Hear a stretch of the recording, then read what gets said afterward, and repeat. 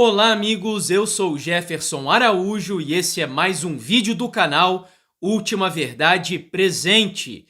Minha intenção nesse vídeo é apenas considerar alguns aspectos centrais da interpretação dos 7 reis de Apocalipse 17 como 7 papas. Portanto, a proposta não é um estudo geral do capítulo, mas ocupar-se num ponto fundamental dessa profecia. Desde 1929, os papas realmente são considerados reis? A ferida do papado romano começou a ser curada a partir desse ano? Estaríamos no tempo dos 7 últimos papas antes da volta de Jesus? Para quem não sabe, antes de ser batizado na Igreja Adventista em 2015, durante 10 anos fiz parte de um movimento antitrinitário. Além do método alegórico de interpretação bíblica, uma das nossas características marcantes era a adesão à escola de interpretação profética futurista. Ensinávamos que várias profecias de Daniel e Apocalipse tinham uma nova interpretação para o futuro. E sobre isso, veja a seguinte advertência. Tem havido uns e outros que, estudando a Bíblia, julgaram descobrir grande luz e teorias novas, mas não têm sido corretas. As Escrituras são todas verdade, mas por aplicarem-nas mal, homens chegam a erradas conclusões. Alguns tomarão a verdade aplicável a seu tempo e pô-la-ão no futuro. Acontecimentos na sequência da profecia, que tiveram seu cumprimento no distante passado, são considerados futuros e assim, por essas teorias, a fé de alguns é solapada. Sem dúvidas, a profecia que mais pregávamos era Apocalipse 17, pois desde 2001 a mensagem dos 7 últimos papas era o carro-chefe do nosso ministério.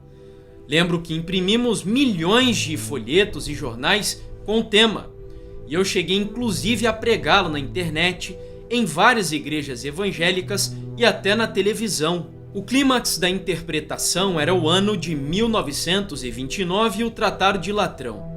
A consequente contagem dos 7 últimos papas a partir desse ano e a possível contrafação de uma ressurreição do Papa João Paulo II. Porém, após a renúncia de Bento XVI e a escolha do Papa Francisco, refleti melhor na interpretação, então deixei de defendê-la. Mas existem outros que permanecem acreditando nela com novos ajustes. Assim como o entendimento anterior, o Tratado de Latrão começa a restauração da ferida na Igreja Romana em 1798. Desde então, os papas são os reis de Roma, cumprindo literalmente a profecia das 7 cabeças como 7 reis. A novidade é que Bento XVI e Francisco são juntos a 7ª e última cabeça papal, e que então estaríamos vivendo no desfecho dessa profecia. Que em breve Jesus voltará, nisso eu acredito de todo o meu coração. Mas vejamos algumas questões históricas que fragilizam os argumentos citados.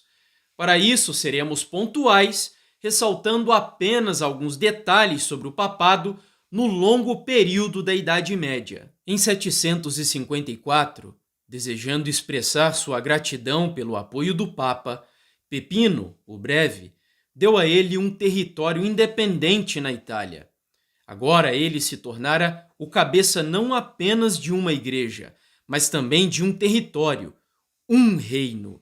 Este é um dado muito importante, pois revela que, ao menos desde o século VIII, a Igreja Católica possuía um local sobre o qual reinava de forma soberana. Nas palavras do historiador católico Christopher Dawson, nesse período é impossível determinar qualquer definição aceitável de Estado que não inclua a Igreja medieval. Tratava-se de um poder soberano que impunha suas próprias leis e aplicava em seus próprios tribunais com seus próprios juízes e advogados. A Igreja tinha um elaborado sistema de jurisdição, uma burocracia altamente organizada e um eficiente organismo de controle centralizado. Tudo isso executado por funcionários permanentes e supervisionado por inspeções regulares e relatórios de delegados. Isso já seria suficiente para desarticular o argumento de que somente a partir de 1929 os papas começaram a ser considerados reis. A verdade é que, no sentido restrito da palavra, os papas nunca foram reis de fato. E ainda que alguns insistam nesse ponto, o que dizer sobre a mesma palavra reis ser aplicada às 10 tribos germânicas em Daniel 7:24 e aos 10 chifres de Apocalipse 17:12? Teríamos um problema. Só restaria, portanto, recorrer ao sentido amplo, ou seja, a forma como atua e o sistema que representa. E nesse sentido, os papas são reis muito antes de 1929. A Igreja Romana nunca errou e nunca pode errar. E o Papa é o supremo juiz, que não pode ser julgado por ninguém. Não há mudança em suas decisões, somente ele tem direito à homenagem de todos os príncipes, e somente ele pode depor reis e imperadores. Usando uma metáfora para explicar a superioridade da Igreja ao poder dos reis, Dawson diz que caberia à Igreja conduzir e governar o Estado, assim como a alma governa o corpo. E Inocêncio III, Papa que levou a Igreja ao cume do poder, fez a seguinte afirmação: o Papa está entre Deus e o ser humano, debaixo do primeiro e acima do segundo. É menos que Deus e mais que o homem. Ele julga a todos, mas ninguém o julga. Esses registros históricos não deixam dúvidas de que desde a Idade Média, e não somente a partir de 1929, os papas, no sentido amplo da palavra, são reis. Mas após uma série de fatores que ocuparia muito tempo para mencioná-los, o papado declinou.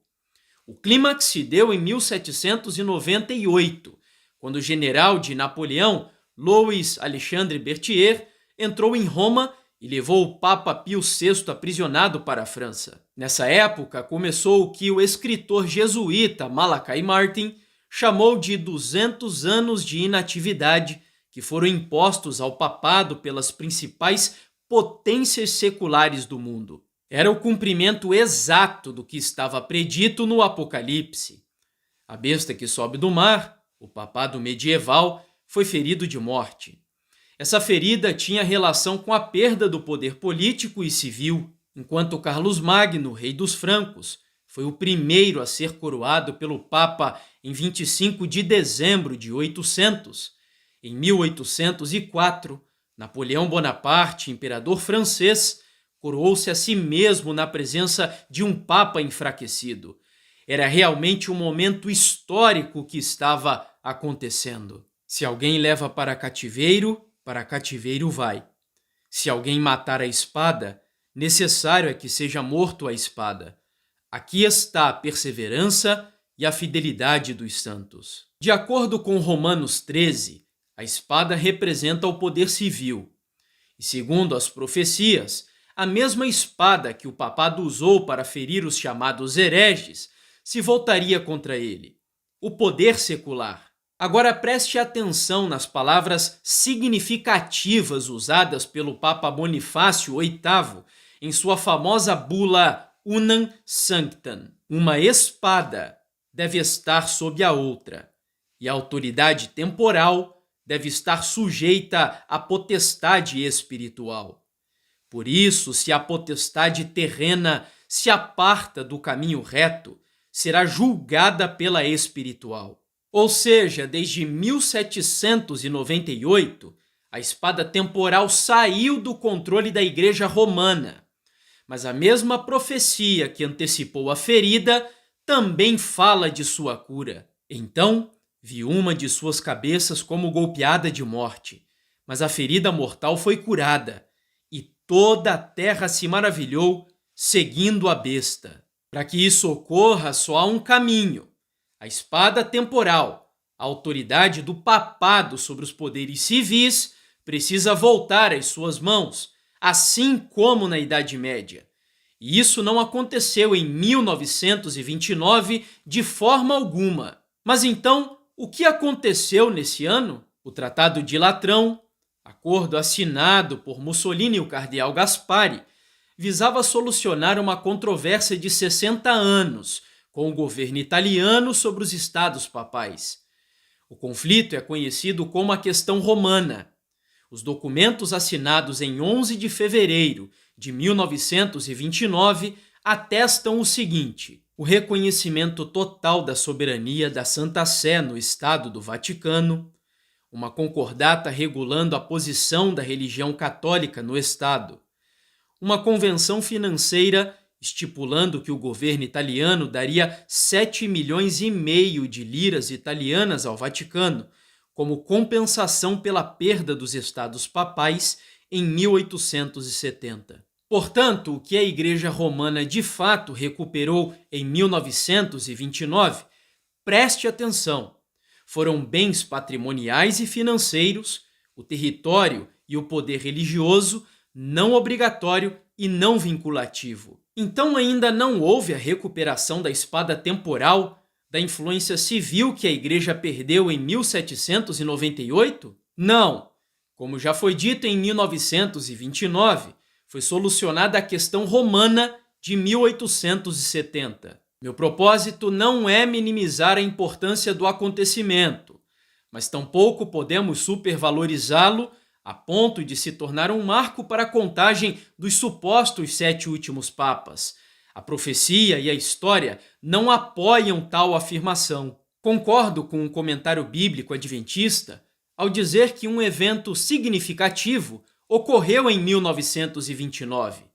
Mas o fato é que não há nada de especial nesse ano para dizer que os papas viraram reis e então justificar a contagem dos 7 últimos papas. Restaria ainda o argumento do tipo de governo soberano e vitalício dos pontífices no Estado do Vaticano, uma monarquia absoluta, eletiva, teocrática.